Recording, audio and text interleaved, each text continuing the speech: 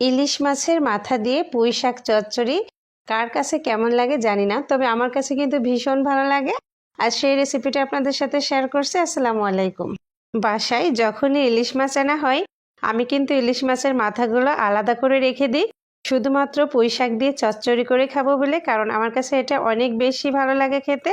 আর এই পুঁই শাক চচ্চড়ি করার জন্য আমি কড়াইতে প্রথমত পেঁয়াজ কুচি নিয়েছি, পেঁয়াজের পরিমাণটা বেশি নিয়েছি, তারপর কাঁচামরিচ ফালি নিয়েছি, রসুন কুচি করে নিয়েছি, স্বাদ মতো লবণ আর পরিমাণ মতো হলুদ দিয়ে পেঁয়াজ মরিচগুলো আমি খুব ভালোভাবে হাত দিয়ে এভাবে চটকে একদম নরম করে নিব। পেঁয়াজগুলো আমি কিন্তু একদম নরম করে নিচ্ছি। আর এইভাবে পেঁয়াজ মরিচটা হাতে মাখিয়ে পুঁই শাক রান্না করলে কিন্তু অসম্ভব মজার হয়। এই যে হাত দিয়ে চটকে একদম নরম করে নিয়েছি।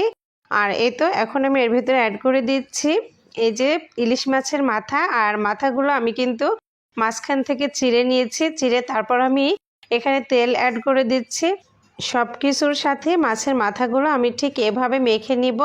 আর আপনি চাইলে মাছের মাথাগুলো কিন্তু লবণ হলুদ মেখে ভেজেও নিতে পারেন, কিন্তু আমি ইলিশ মাছটা ঠিক এভাবে রান্না করে থাকি আর অনেক বেশি ভালো লাগে। খুব ভালোভাবে মেখে এখন আমি এটা এক পা সাইডে রেখে দিব। এটা কিন্তু আমি ভাজছি না। তারপর আমি এর ভিতরে কিছুটা পানি দিয়ে দিচ্ছি, তবে পানির পরিমাণটা খুব বেশি দিচ্ছি না, জাস্ট হাত ধোয়া কিছুটা পানি দিয়ে দিলাম। আর পানিতে যখনই বলক এসে গেছে তখনই আমি এর ভিতরে অ্যাড করে দিচ্ছি আগের থেকে কেটে রাখা পুঁই শাক। আর পুঁই শাকটা আমি ধুয়ে সুন্দরভাবে কিন্তু পরিষ্কার করে নিয়েছি। আর এই যে দেখুন, পুঁই শাকে কিন্তু অতিরিক্ত পানি ব্যবহার করলে পুঁই শাকের স্বাদ নষ্ট হয়ে যায়, সবুজ কালারটাও নষ্ট হয়ে যায়। তাই সীমিত পরিমাণ পানি দিয়ে পুঁই শাকটা রান্না করে নিব। তবে যতটুকু পুঁই শাক দিবেন ঠিক সমপরিমাণ পানি দিলে কিন্তু একদম পারফেক্ট হবে। আর আমি কিন্তু পুঁই শাকগুলো খুব ভালোভাবে এভাবে মিশিয়ে নিচ্ছি। আর এ পর্যায়ে কিন্তু আমি চুলার আঁচটা অন করি নাই, তো এখন আমি চুলার আঁচটা অন করে দিয়েছি। তারপর আমি এই যে এখন খুব সুন্দরভাবে বলক তুলে নিয়েছি। বলক তুলে নেওয়ার পর এখন আমি এর ভিতরে দিয়ে দিচ্ছি মশলায় মেখে রাখা ইলিশ মাছের মাথা, সেই টুকরাগুলো।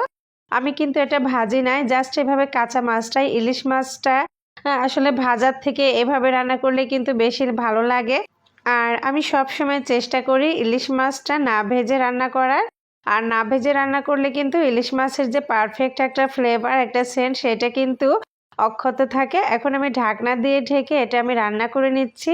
আর এই যে ঢাকনাটা তুলে নিলাম, তুলে নিয়ে ইলিশ মাছের মাথাগুলো যেহেতু আমি উপরের দিকে দিয়েছি, সেহেতু এভাবে চেপে চেপে একটু পানির সাথে মিশিয়ে দিব, তাহলে কিন্তু ইলিশ মাছের মাথার ভিতরে সমস্ত মশলাগুলো প্রবেশ করতে পারবে আর মজাদারও হবে। এই যে আমি ঢাকনা দিয়ে ঢেকে আবারও রান্না করে নিলাম। এবার আমি ঢাকনাটা তুলে নিচ্ছি। আর অনেকটাই পানি শুকিয়ে গেছে, আমি পুরো পানিটাই শুকিয়ে নিব, যেহেতু এটা চচ্চড়ি। চচ্চড়িতে আমি পানি রাখবো না, একদম শুকিয়ে তারপর এটা রান্না শেষ করছি। আর এই যে দেখুন, দেখতে দেখতে কিন্তু আমার পানিটা একেবারেই শুকিয়ে গেছে আর অসম্ভব মজার লাগছে। আমার কিন্তু এই রান্নাটা অনেক বেশি ভালো লাগে। আর আপনাদের কেমন লাগলো অবশ্যই কমেন্টস করে আমাকে জানিয়ে দিবেন। আর আমার রেসিপিটা ভালো লাগলে পেজটি ফলো দিয়ে লাইক কমেন্ট শেয়ার করবেন। সবাই ভালো থাকবেন, সুস্থ থাকবেন। আজকের মতো এখানে বিদায় নিচ্ছি।